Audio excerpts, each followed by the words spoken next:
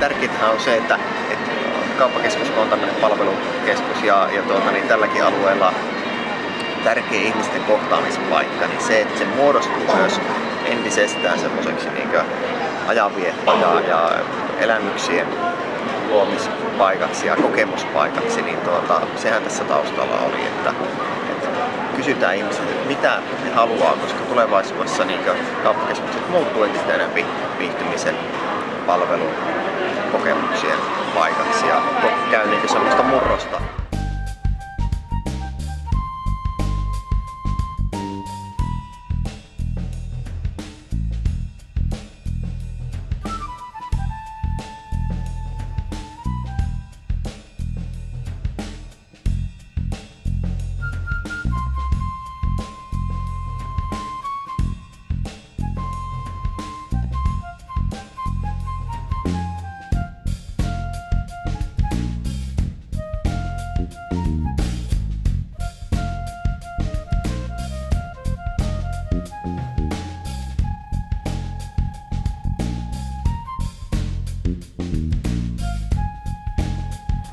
Totta kai sen takia, että ne on käyttäjiä ja myös jatkossa, että nuoriso, joka kasvaa täällä, niin ne voi olla pitkän aikajänteen asiakkaita meille.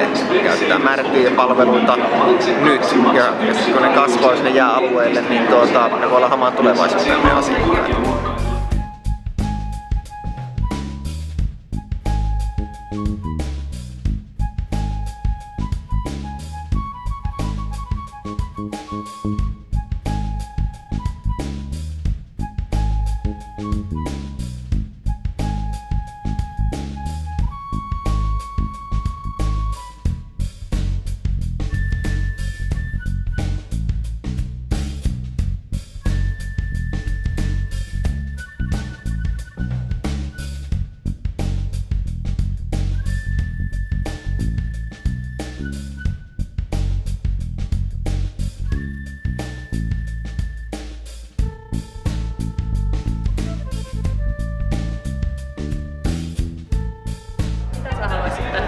Haluaisin tänne sushi-ravintolan. Kerta Haaparanta Tornion Kemi-alueella ei ole sushi-ravintolaa ja hirveän monet on halunnut sitä ja kaikki nämä määrin, että on sushi-rakastuneita ja näin haluavat.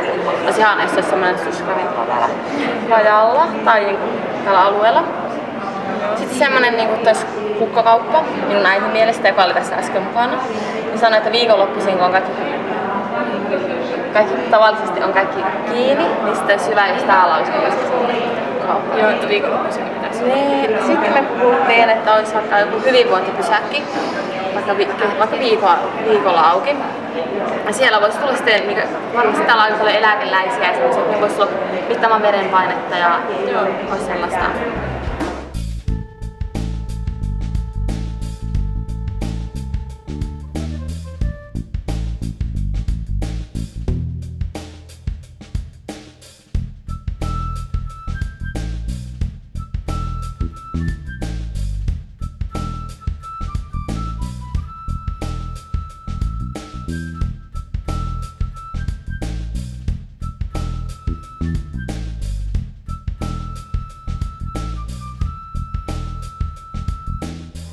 Positiivinen ja mä tykkäsin tästä, että tämä oli hyvä kun olet tehnyt tällaisen kyselyn ja saa olla itse mukana vähän konkreettisesti kertomassa ja niin näyttämässä, että tuo olisi hyvä idea ja tuohon paikkaan, niin se on tosi kiva.